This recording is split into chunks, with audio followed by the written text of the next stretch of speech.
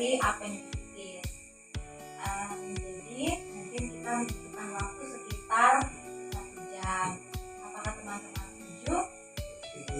Nah, kita mulai ya. Teman-teman, apakah sudah tahu apa itu apendisitis? Jadi di sini saya akan menjelaskan tentang apa itu apendisitis. Jadi apendisitis itu biasa kita kenal dengan yang namanya peradangan pada usus buntu. Jadi apendisitis itu yaitu peradangan yang bisa menyebabkan pembengkakan pada usus buntu atau apendis. Infeksi ini bisa mengakibatkan penanaman jika infeksi itu semakin parah dan usus buntu bisa menjadi pecah. Usus buntu merupakan saluran usus yang ujungnya buntu dan menonjol dari bagian awal usus besar atau seku. Apendisitis itu dibagi menjadi 2, yaitu apendisitis kronis dan apendisitis akut. Apendisitis akut itu yaitu apendisitis akut fokalis atau segmentalis, yaitu setelah sembuh akan timbul fistur lokal. Kemudian apendisitis kronis yaitu yang sudah bertumpuk nanah. Kemudian apendisitis kronis yaitu apendisitis kronis fokalis atau parsial, yaitu setelah sembuh akan timbul fistur lokal. Kemudian apendisitis kronis obstruktif yaitu apendix miring yang biasanya ditemukan pada pasien yang usianya sudah tua. Kita masuk nih ke apa saja penyebab dari apendisitis. Penyebab dari apendisitis itu bisa kita lihat gambarnya. Yang pertama ini karena ada sumbatan pada rongga usus buntu akibat penumpukannya feses. Kemudian ini adalah sumbatan akibat terjadinya infeksi pada dinding usus. Kemudian yang ketiga ini karena kurang mengonsumsi makanan yang karena dia sering mengonsumsi makanan yang rendah serat.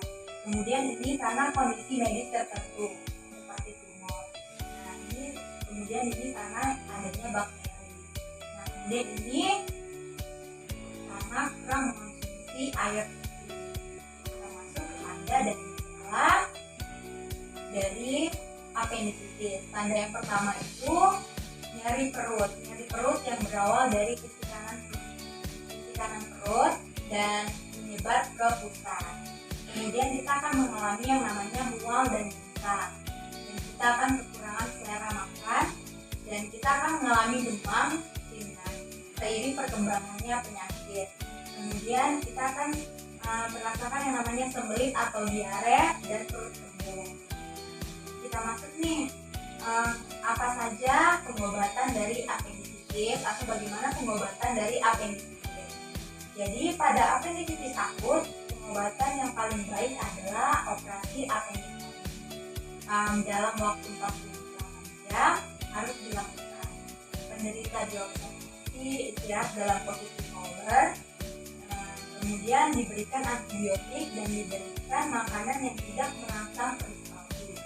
Jika terjadi perforasi, diberikan drain di perut kanan bawah. Kemudian tindakan preoperatif meliputi penderita dirawat dan diberikan antibiotik dan dikompres untuk menurunkan suhu penderita. Pasien diminta untuk tidak baring dan dikuatkan. Kemudian tindakan operatif yaitu apendektomi. Kemudian tindakan post operatif 1 hari pasca bedah, klien dianjurkan duduk tegak di tempat tidur selama 2 kali 30 menit.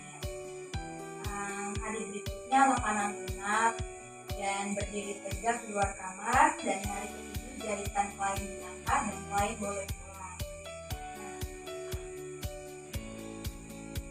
Kita masuk ke apa saja nih komplikasi dari apendisitis.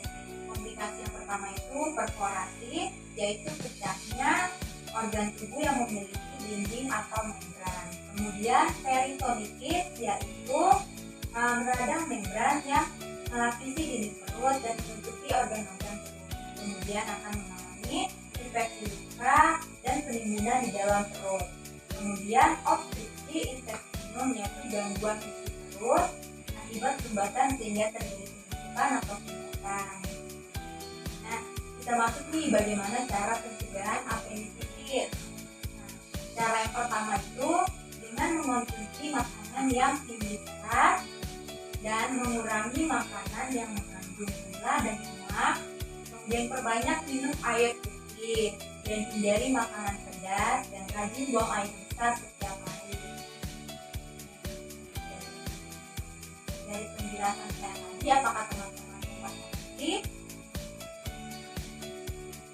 Apakah ada yang ingin ditanyakan?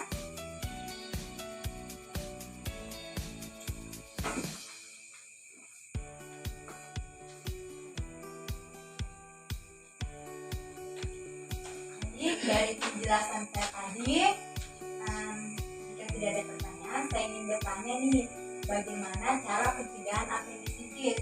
Dari Adek, apa penjelasannya? Mengonsumsi makanan Lalu, mengurangi makanan dengan kandungan gula dan lemak.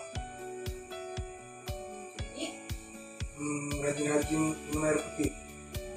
teman-teman mengerti ya apa yang saya jelaskan. Saya sudah selesai melakukan penyuluhan. Terima kasih teman-teman atas partisipasinya. Semoga selalu diberikan kesehatan selalu. Rajin